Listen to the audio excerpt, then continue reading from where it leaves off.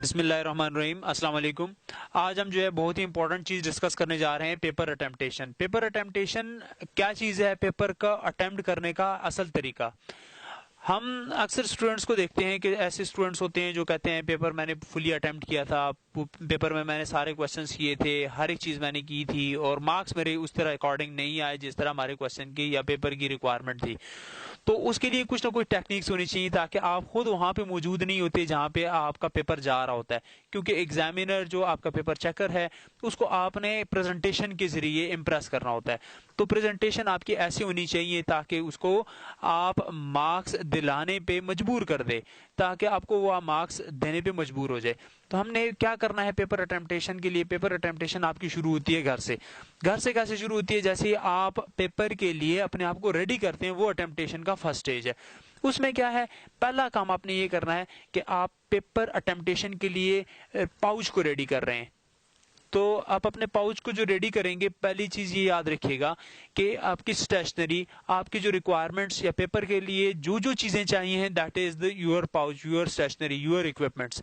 तो ये इन चीजों के लिए आप अपने घर से प्रिपरेशन कर रहे हैं। तो पाउच, पहली चीज याद रखिएगा कि पाउच आपका होना चाहिए ट्रांसपेरेंट। तो जब आपका पाउच ट्रांसपेरेंट होगा तो ट्रांसपेरेंट में क्या है कि उससे अक्रॉस नजर आएगा, क्योंकि ऐसे ट्रांसपेरेंट जो पाउच ना हो तो वो अलाउड नहीं होता एग्जामिनेशन हॉल में। फिर आपने क्या करना है कि जो आपके पेपर के लिए जो इंपॉर्टेंट चीजें यहाँ पे चाहिए होंगी, उनके लिए पहले आपने क्या रखना है, ब्लू मार्कर्स रखने हैं। एक मार्कर नहीं होना चाहिए, आपके पास जो है कम से कम 2 या 3 होने चाहिए ब्लू मार्कर्स। मार्कर्स किसके लिए चाहिए होंगे? आपको हेडिंग्स के लिए चाहिए होंगे, आपको जो है साइड पे मार्जिन लाइन लगाने के लिए चाहिए होंगे। फिर उसके साथ जो है आपने ब्लू पॉइंटर रखना है, या बॉल पेन रखना है, या जो है आपने फाउंटेन पेन रखते हैं, जो कुछ भी है आप पेन रख रहे हैं ब्लू। इसकी भी क्वांटिटी आपके पास एक नहीं बल्कि 2 या 3 होनी चाहिए, क्योंकि 2 और 3 होने की वजह यह है कि आपको इसकी जरूरत ज्यादा से ज्यादा पेश आ सकती है। मिसाल के तौर पर पेन राइटिंग के दौरान आपसे जो है खत्म हो जाता है, या कोई और आपको जो है रिक्वायरमेंट में जरूरत पड़ सकती है, तो आपने पेन रख लिए। सेकंड जो है आपके पास जो था, पहला मार्कर था, दूसरा आपके पास जो है पॉइंटर की अरेंजमेंट आपने कर ली है। और उसके साथ साथ आपने ले लेना है मेन इंपॉर्टेंट चीज जो है वो रूलर है। रूलर आपके पास इस तरह बड़ा होना चाहिए, क्यों? अगर आप छोटा रखेंगे तो यहाँ पे रखते हैं तो इसे हटाते हैं तो यहाँ पे एक मार्कर का एक लाइन सेगमेंट का स्पॉट भी आ जाता है, दूसरे ये वो टेढ़ी भी होती है। जब आप इसको प्रॉपरली इस तरह रखते हैं तो एक दफा ही आपने रखना है और लाइन सेगमेंट को ड्रॉ कर लेना है।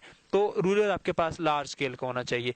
फिर उसके बाद जो है आपने क्या रखनी है, कंपस रखनी है। कंपस किसके लिए चाहिए होगी? कंपस अक्सर डायग्राम्स वगैरह में आपको ज्योमेट्री के अलावा, प्रैक्टिकल ज्योमेट्री के अलावा, मैथ्स के अलावा भी जरूरत पेश आ सकती है।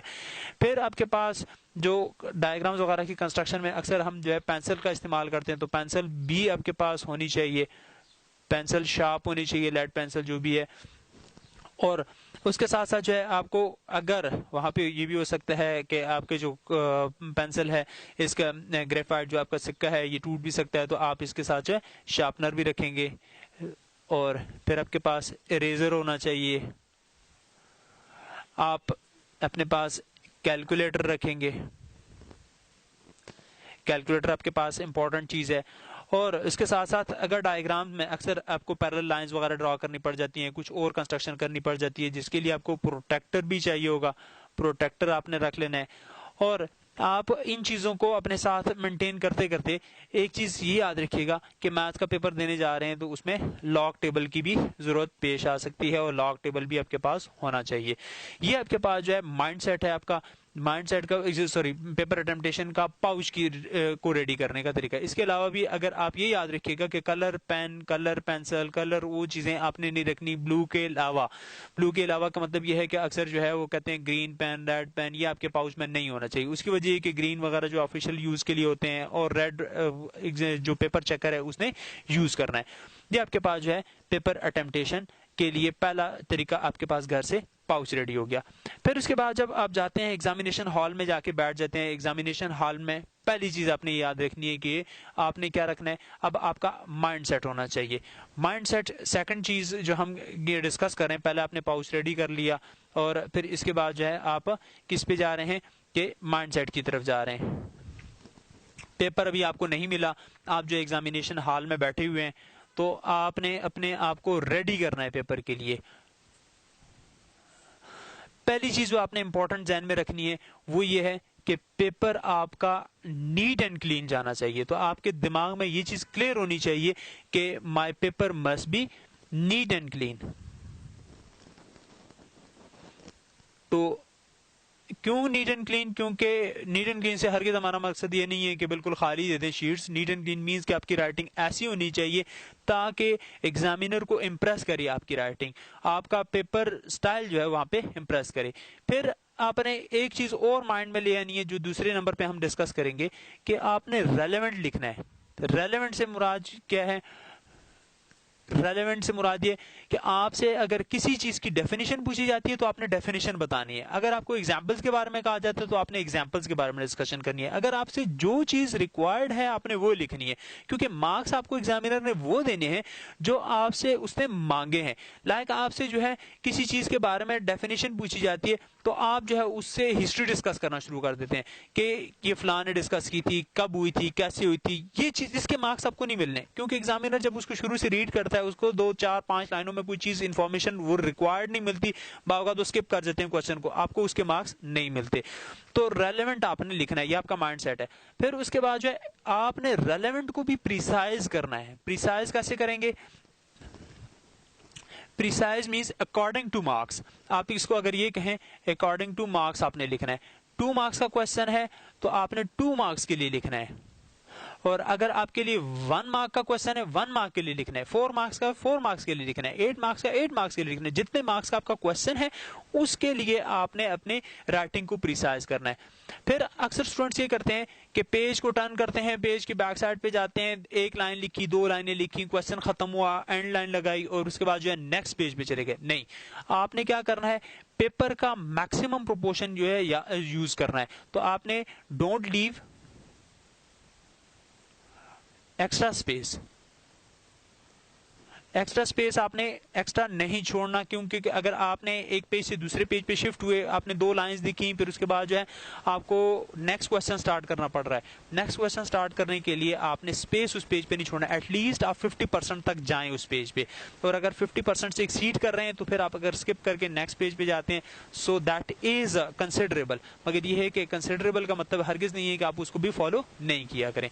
नेक्स्ट जो है आपने क्या करना है कि आपने राइटिंग की प्रैक्टिस करके जानी है। तो आपकी राइटिंग की प्रैक्टिस होनी चाहिए। राइटिंग प्रैक्टिस जो है ये आपका जो है क्या है कि जितने टेस्ट हैं, जितनी चीजें हैं, वो आप अगर राइटिंग प्रैक्टिस में लाते हैं तो वो चीजें आपको वहां पे जाके प्रॉब्लम नहीं करती, क्योंकि राइटिंग में बाव का स्पेल वहां पे आपके मिस्टेक होते हैं, सेंटेंस लिखते हैं फिर रेज करने पड़ते हैं। तो वो रेज करने के लिए आपने वो चीजों को जो है कटिंग वगैरह अपने माइंड सेट में रखनी है कि कटिंग, इरेजिंग या ओवर राइटिंग से अवॉइड कर रहे हैं। कटिंग, इरेजिंग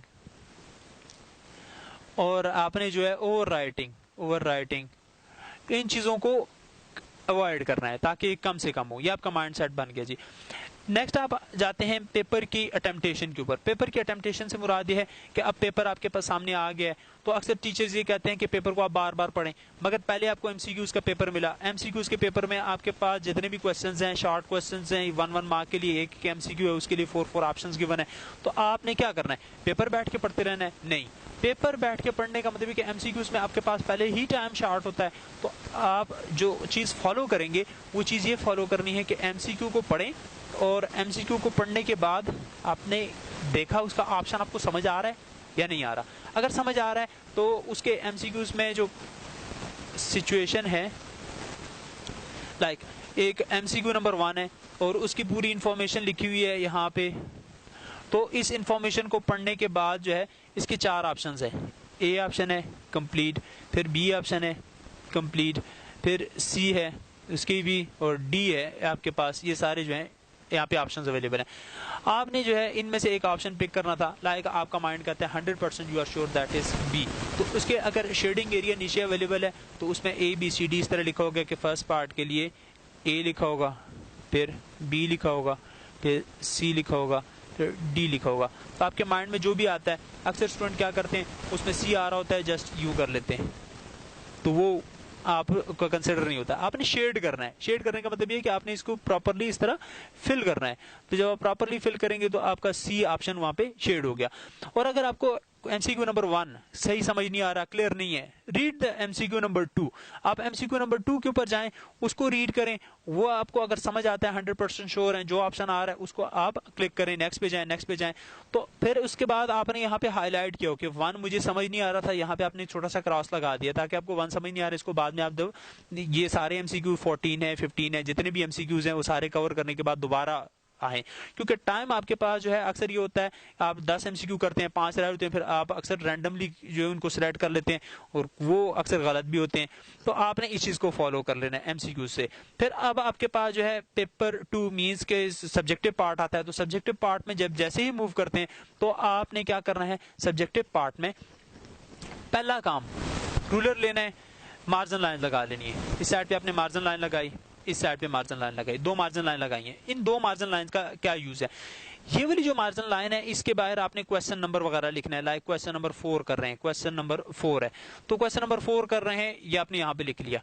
अब ये वाली मार्जिन लाइन क्यों यूज की जाती है, अक्सर आप देखें तो पेज की, अगर ये फ्रंट पेज था, इसकी बैक साइड पे अगर आप देखें तो अगर मैं यूं इसको टर्न करता हूं तो ये इस तरफ मार्जिन लाइन आपको लगी हुई दिख रही है। ये मार्जिन लाइन ये क्यों थी, क्योंकि पेपर में तो ये पेजेस दोनों आपस में कनेक्टेड है। जब इसको यूं टर्न करते हैं तो ये व्यू ब्लॉक हो जाता है, यहाँ का व्यू ब्लॉक हो जाता है। यहाँ का जब व्यू ब्लॉक होता है, स्टेपल भी करना होता है, अक्सर एक्स्ट्रा शीट आप लगाते हैं तो एक्स्ट्रा शीट को यहाँ पे स्टेपल करना पड़ता है, तो स्टेपल करने की वजह से व्यू ब्लॉक होता है। व्यू को ब्लॉक करने से बचाने के लिए आपने क्या करना है कि इस साइड पे भी मार्जिन लाइन लगा लेनी है। इतनी मार्जिन लाइन लगानी है ताकि वो इस प्रोपोर्शन से कम हो।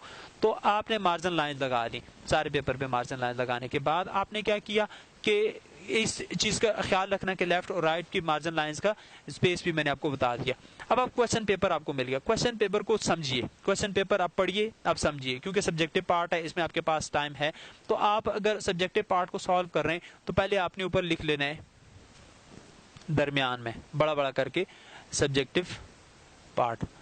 तो सब्जेक्टिव पार्ट में आपका जो है सेक्शन बी आप कर रहे हैं, तो सेक्शन बी इधर दरमियान में लिख लेंगे, सेक्शन बी। तो सेक्शन बी सॉल्व किया जा रहा है। फिर इसमें जो है आप क्वेश्चन जो भी सॉल्व कर रहे हैं, क्वेश्चन लिख लिया। क्वेश्चन लिखने के बाद जो है लाइक कि हम क्वेश्चन नंबर 4 हम सॉल्व कर रहे हैं तो इसको आप नीचे यहाँ पे लिख लेना है क्वेश्चन नंबर 4। उसका फर्स्ट पार्ट आप सॉल्व कर रहे हैं तो उसका फर्स्ट पार्ट आपने यहाँ पे मेंशन कर दिया। क्वेश्चन नंबर 4 का फर्स्ट पार्ट सॉल्व हो रहा है, जो भी उसकी इन्फॉर्मेशन है। अब इन्फॉर्मेशन को किस तरह लिखना है, हेडिंग वाइज डिवाइड करना है। हेडिंग वाइज डिवाइड करने का मतलब ये कि आप पहले जो है मेन हेडिंग है लाइक उसको दरमियान में करके बड़ा बड़ा करके लिख लीजिए। लाइक आप किसी चीज को फर्दर डिस्कस कर रहे हैं, फर्दर डिस्कस करने का मतलब ये है कि कोई एक क्वेश्चन है, क्वेश्चन के अंदर आपने जो है लाइक एक एक्सेलरेशन को डिफाइन करना है और उसके फर्दर डिस्कशन करनी है। तो आपने यहाँ पे दरमियान में एक्सेलरेशन लिख लिया। एक्सेलरेशन को आपने क्या करना है, रूलर ले लेना है, रूलर लेके इसको अंडरलाइन कर लेना है। हेडिंग है प्रॉपरली आपने अंडरलाइन कर ली, ये आपके पास हेडिंग अंडरलाइन हो गई। अब आपने क्या करना है कि एक्सेलरेशन की फिर फर्दर जो आपकी डिस्कशन आएगी वो डेफिनेशन आएगी। अब आपने डेफिनेशन की यहाँ पे हेडिंग देते हैं तो भी ठीक है, नहीं देते तो भी आपने क्या कर लेना है, इन्वर्टेड कामाज में क्या कर लेना है, डेफिनेशन को प्रॉपरली लिख लेना है। और ये याद रखिएगा अक्सर स्टूडेंट पेज के दरमियान में लिखते हैं और इधर भी स्पेस छोड़ दें, इधर भी स्पेस छोड़ देते हैं, तो वो भी प्रेफरेबल नहीं है। आपने डेफिनेशन को यहाँ से ये पूरा कंटिन्यू कर रहे हैं, यहाँ तक ला रहे हैं और यहाँ पे आके एंड हो रही है तो आप फुल स्टॉप लगाएं, इन्वर्टेड कामाज में बंद कर दिए। ये आपने डेफिनेशन की प्रॉपर तरीके से यहाँ पे डेफिनेशन कर लिए। अब नेक्स्ट इस पे आते हैं कि इसके अंदर सेकंड चीज आ रही है, फॉर्मूला आ रहा है। तो फॉर्मूले की हेडिंग दें यहाँ पे प्रॉपर तरीके से करके, क्योंकि सब हेडिंग के तौर पे आ रही है। तो यहाँ पे आपने जो है फॉर्मूला की हेडिंग देनी है और प्रॉपरली अंडरलाइन करके फॉर्मूला यहाँ पे इसका लिख लेना है। फॉर्मूला लिख लिया, अब इसकी फर्दर एक्सप्लेनेशन आ रही है, एग्जांपल आ रही है। फॉर्मूले के बाद जो है आप एग्जांपल्स पे जाया करें, एग्जांपल लिखी, एग्जांपल से आप सपोर्ट लेते हुए क्या कर लेना है, आपने इसकी एक्सप्लेनेशन कर लेनी है। यहाँ पे आपने इसकी एक्सेलरेशन की पूरी जो एग्जाम्पल है फुल लिख ली। नेक्स्ट आप आते हैं एक्सप्लेनेशन के ऊपर, हेडिंग्स प्रॉपर चल रही हैं। तो जब आप एक्सप्लेनेशन कर रहे हैं तो यहाँ पे आप देखिएगा कि जो चीज़ें स्टार्ट प्रॉपरली आपने की, पैरास की फॉर्म में एक्सप्लेनेशन करेंगे तो ज़्यादा प्रेफरेबल होगी, या पॉइंट्स की फॉर्म में करेंगे तो भी ज़्यादा प्रेफरेबल होगी। तो ये आप एक्सप्लेनेशन करते करते यहाँ पे आके एंड कर लेते हैं। तो ये आपका क्वेश्चन कंप्लीट हो गया। लाइक एक्सेलरेशन से इन्फॉर्मेशन जो थी ये प्रॉपरली आप देखें तो हेडिंग्स भी नज़र आ रही हैं, और जो है डेफिनेशन जो आपके पास अवेलेबल है इन्वर्टेड कामाज में भी नज़र आ रही है। स्पेस भी आपने एंड टू एंड करना है, मींस के मार्जिन लाइन फर्स्ट जो कि आपके पास लेफ्ट साइड पे मौजूद है, मार्जिन राइट उसके तक आपने इसको प्रोसीड कर लेना है। अब आपका क्वेश्चन कंप्लीट हो गया। क्वेश्चन जैसे ही कंप्लीट हुआ आपने यहाँ पे जो है एक एंडिंग लाइन, एक लाइन, दो लाइन, तीन लाइन, जो भी है आपने तीन तो नहीं बल्कि एक या दो लाइन छोड़ के एंडिंग लाइन लगा लेनी है। ये आपने एंडिंग लाइन लगा ली। एंडिंग लाइन लगाने का पर्पस क्या है? एंडिंग लाइन लगाने का पर्पस ये है कि बाज़ औक़ात एग्जामिनर पेपर को जल्दी में चेक कर रहे होते हैं तो वो दो क्वेश्चंस को एक क्वेश्चन चेक कर लेते हैं, समझ लेते हैं, क्योंकि यह बाज़ औक़ात क्वेश्चंस ऐसे होते हैं कंटिन्यूटी में रेलेवेंट क्वेश्चंस भी हो सकते हैं। लाइक एक्सेलरेशन हो गया, फिर उसके बाद जो है एक न्यूमेरिकल आ गया, न्यूमेरिकल भी इसी एक्सेलरेशन से रेलेवेंट ही था तो आपने नीचे ही कर लिया, वो ये समझे कि आपने एग्जाम्पल की है, तो वो भी जो है आपके मार्क्स की डिडक्शन का जरिया बन सकता है कि दो क्वेश्चन आपके एक जगह पे चेक हो गए, एक क्वेश्चन के तौर पे चेक हो गए और एक ही एग्जाम्पल के अंदर डिस्कशन हो गई। अब आपने एंडिंग लाइन लगा ली है। एंडिंग लाइन लगाने के बाद आपने नेक्स्ट क्वेश्चन को स्टार्ट करना है। नेक्स्ट क्वेश्चन में ऐसे है कि अगर आपके पास उसकी फर्दर क्या चीज़ आ रही है, डायग्राम वगैरह आ रहा है, तो डायग्राम को आपने कहाँ बनाना है? बिगिनिंग में नहीं बनाना। आपका जो है क्वेश्चन नंबर लाइक 6 शुरू हो रहा है तो आपने यहाँ पे क्वेश्चन नंबर 6 की हेडिंग दी, उसका ए पार्ट आप डिस्कस कर रहे हैं और प्रॉपर उसके क्वेश्चन की हेडिंग दी, आपने अंडरलाइन किया, उसके हेडिंग के बाद आपने उसकी डेफिनेशन या जो चीज़ भी है आप यहाँ पे लिखते जा रहे हैं और कंप्लीट अपने लाइन को एंड तक लिखना है, स्टार्ट से शुरू करना है। तो ये आपके पास जो है इस क्वेश्चन की इन्फॉर्मेशन हो गई। लाइक फिर अपने डायग्राम को एंड पे नहीं बनाना। यहाँ पे आप डायग्राम बना रहे हैं कि आपने कोई भी बायोलॉजी का क्वेश्चन था, एमीबा की आपने डायग्राम बनानी थी, आपने ये डायग्राम बना लिया। डायग्राम को देखिएगा कि एक तो प्रॉपर होना चाहिए और दूसरा ये है कि लेबल्ड होना चाहिए। लेबल्ड में जो है आपने हर एक चीज़ को लेबल कर लेना है, ये लेबल करना है, लाइक इसको जो है आपने यहाँ पे कोई और पार्ट है उसको लेबल करना है। तो लेबलिंग आपके पास हर एक पार्ट की होनी चाहिए, डायग्राम प्रॉपरली लेबल होना चाहिए। फिर उसके बाद क्या करना है, आपने फर्दर जो इन्फॉर्मेशन है वो आपने एंड पे यहाँ पे शेयर करते जाना है। शेयर करते करते करते आपका ये क्वेश्चन लाइक कंप्लीट हो जाता है। जैसे ये क्वेश्चन कंप्लीट होता है इसको आपने क्या कर लेना है, यहाँ पे उसी तरीके से एक लाइन या दो लाइन छोड़ के एंडिंग लाइन लगा लेनी है ताकि आपका ये क्वेश्चन भी कंप्लीट हो चुका है। इस क्वेश्चन को कंप्लीट करने के बाद जो है क्या करना है आपने कि फर्दर जो आपके जो लाइक मैथ्स का कोई क्वेश्चन है या प्रैक्टिकल ज्योमेट्री का कोई क्वेश्चन है या कोई थ्योरम्स वगैरह हैं तो उसको आपने क्या करना है कि इस चीज़ को कंटिन्यूटी में लेके आते हुए उसकी हेडिंग्स को भी प्रॉपरली रखना है, डायग्राम्स को भी प्रॉपरली बनाना है और उसके साथ साथ जो है आपने उस क्वेश्चन के कंक्लूजन भी, अक्सर मैथ्स के क्वेश्चन के कंक्लूजन भी या जो है साइंसेस के क्वेश्चन के कंक्लूजन लिखने होते हैं। कंक्लूजन लिखने के लिए यहाँ पे आपने एंडिंग से पहले कंक्लूजन लिखना है, हेडिंग देनी है प्रॉपरली और प्रॉपरली हेडिंग देने के बाद आपने यहाँ पे लाइक इस क्वेश्चन को एंड कर रहे थे, ये इसका कंक्लूजन है, तो यहाँ पे आप हेडिंग दे रहे हैं, कंक्लूजन दे रहे हैं, जो भी इसके कंक्लूजन बन रही है उसको प्रॉपरली आपने अंडरलाइन करके हेडिंग में समराइज कर लिया।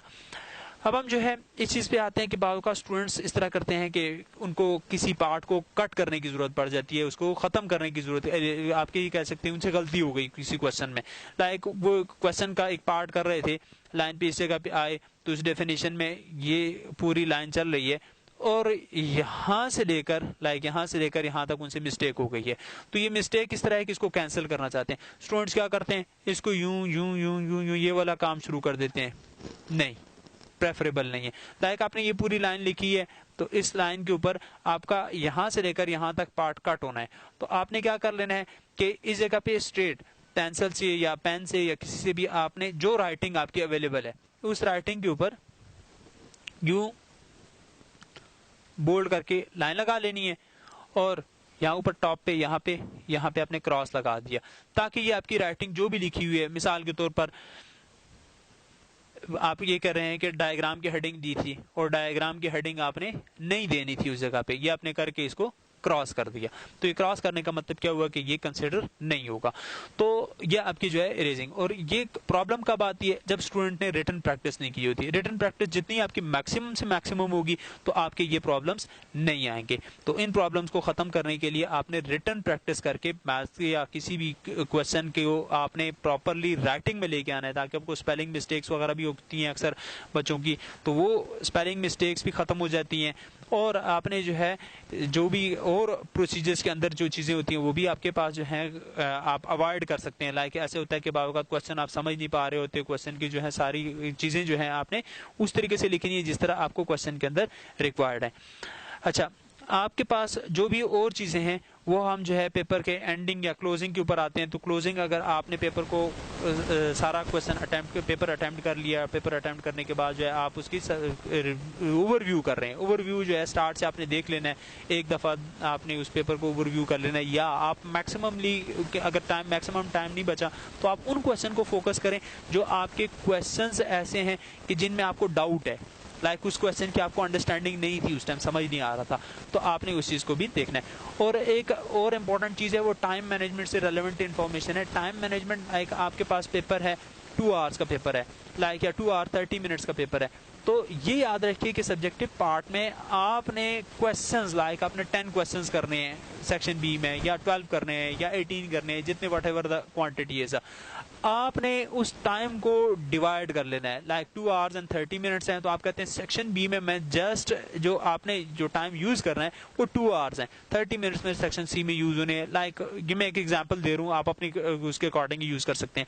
2 आवर्स हैं तो आपने 2 आवर्स सेक्शन बी को नहीं देने। सेक्शन बी को आपने क्या कहना है कि मैंने 1 आवर और 45 मिनट्स में कवर करना है। 1 आवर 45 मिनट्स की टाइमिंग जब आप डिफाइन करेंगे तो उससे क्या होना है कि आप अगर 1-1 मिनट 2-2 मिनट किसी एक क्वेश्चन में आपके एक्स्ट्रा भी लग रहे हैं तो भी खैर है, क्योंकि वो 1 आवर 45 मिनट्स मींस आपने पहले टाइम है वो जो मैक्सिमम टाइम है 2 आवर्स है और मिनिमम टाइम आपने 1 आवर 45 मिनट्स डिफाइन किए। और क्वेश्चंस की जो सीक्वेंस है, सीक्वेंस बहुत इंपॉर्टेंट चीज है। सीक्वेंस ये याद रखिएगा कि पहले आपने वो क्वेश्चन करना है जो कि आपका स्ट्रॉन्ग क्वेश्चन है। स्ट्रॉन्ग क्वेश्चन जो है वो क्वेश्चन नंबर 1 के तौर पे इस्तेमाल हो रहा है, क्वेश्चन 1 के तौर पे इस्तेमाल हो रहा है। फिर उसके बाद जो है जो इससे वीक नहीं, जो आपका 3rd नंबर वाला क्वेश्चन है वो 3rd वाला 2nd पे आना है। मींस क्वेश्चन नंबर 3rd है मगर आ कहां पर है, क्वेश्चन नंबर 2 पे। क्वेश्चन नंबर 2 पे जो है आपका 3rd स्ट्रॉन्ग जो आपका क्वेश्चन बन रहा है, 3rd स्ट्रॉन्ग क्वेश्चन यहाँ पे लिख लेना है। और 2nd स्ट्रॉन्ग क्वेश्चन जो है वो आपने 3rd पे लिख लेना है। उसकी रीजन मैं आपको क्या बताऊं कि उसकी रीजन ये है कि पहला आपने क्वेश्चन बहुत स्ट्रांग था, आपने लिखा प्रॉपर तरीके से, उसकी डेफिनेशन जो चीजें रिक्वायरमेंट थी, डायग्राम बनाया, सारा आपने बना लिया, उसको क्लोज करके आपने खत्म किया। माइंडसेट बन गया किसका, पेपर चेकर का। पेपर बहुत अच्छा आ रहा है, आउट क्लास है, स्टूडेंट की प्रेजेंटेशन बहुत अच्छी है। अब आपने क्या किया, थोड़ा सा उससे लो कैटेगरी का इस्तेमाल कर लिया। लो कैटेगरी से मुराद ये कि आपने हल्का इस्तेमाल करिए। उसने ऊपर वाले क्वेश्चन को देखा, इसको एकदम जल्दी में थोड़ा सा चल पड़ा, जल्दी में चल पड़ा। फिर आपने जो है 3rd क्वेश्चन पे आता है तो देखता है उससे और बेहतर उसको क्वेश्चन मिल रहा होता है। जब उससे और बेहतर मिल रहा होता है फिर उसका माइंडसेट और ऊपर चला जाता है कि बच्चा जो है और भी अच्छा है, एबिलिटी है इसके अंदर। फिर 4th पे जाते हुए वो स्पीड पकड़ लेता है। तो जब वो स्पीड पकड़ लेते हैं तो आपके मार्क्स क्या होते हैं, इसी तरीके से गेन होते हैं। तो आपने इस सीक्वेंस को फॉलो करना है ताकि आपके मार्क्स वहां पे लूज ना हो। आप वहां पे खुद नहीं है, वहां पे आपका जो है पेपर जा रहा है, तो पेपर के जरिए, अपने राइटिंग के जरिए, अपने प्रेजेंटेशन के जरिए आपने उससे मार्क्स को गेन करना है, ग्रैब करना है। तो आपका मैक्सिमम जो काम होना है वो क्या होना है कि इसकी प्रेजेंटेशन के जो सीक्वेंस है, जो फॉलो अप है, उसको आपने स्ट्रॉन्ग करना है। Best wishes for your exam, ताकि आप अच्छे से अच्छा स्कोर कर सकें और हमारे मुआशरे में बेहतर से बेहतर खिदमात से हमारे मुआशरे को नवाज सकें। Thank you very much.